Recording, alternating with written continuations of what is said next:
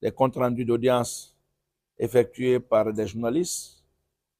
On a constaté que très souvent des journalistes utilisent des termes inappropriés par méconnaissance de certaines règles basiques qui gouvernent le fonctionnement des cours et tribunaux, des règles qui gouvernent les différentes procédures judiciaires, que certaines terminologies, certaines choses ne sont pas placées à leur place.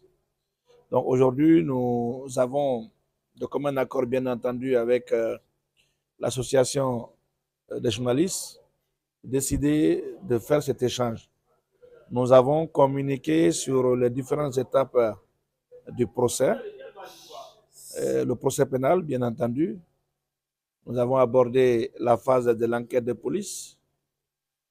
Là-dessus, nous avons parlé de l'enquête préliminaire, l'enquête de flagrance, les vocabulaires usuels en matière d'enquête de police.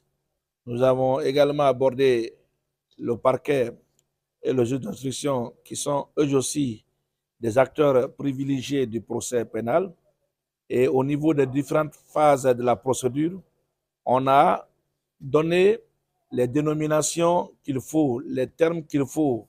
Il arrive des fois qu'on mette accusé à la place de prévenu, suspect à la place de prévenu, ou alors qu'on emploie des termes qui sont de nature à porter atteinte soit à la présomption d'innocence ou à porter atteinte à l'honneur et la considération d'autrui.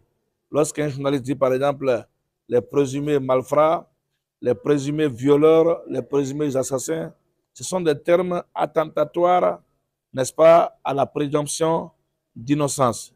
Il vaut mieux appeler les choses par leur nom.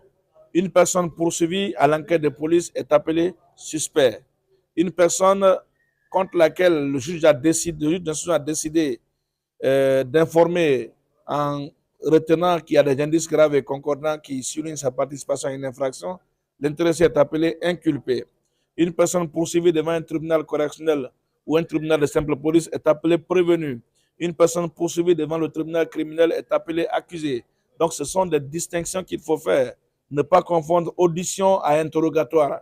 C'est des termes qui doivent être utilisés à leur place. L'audition, ça concerne le récit du plaignant, du témoin, ainsi de suite. L'interrogatoire, ça concerne la personne mise en cause. Et l'appellation, comme je vous l'ai dit, diffère selon le niveau de la procédure, selon la juridiction devant laquelle vous êtes porté. Donc, demain, nous allons enchaîner avec les cours de tribunaux.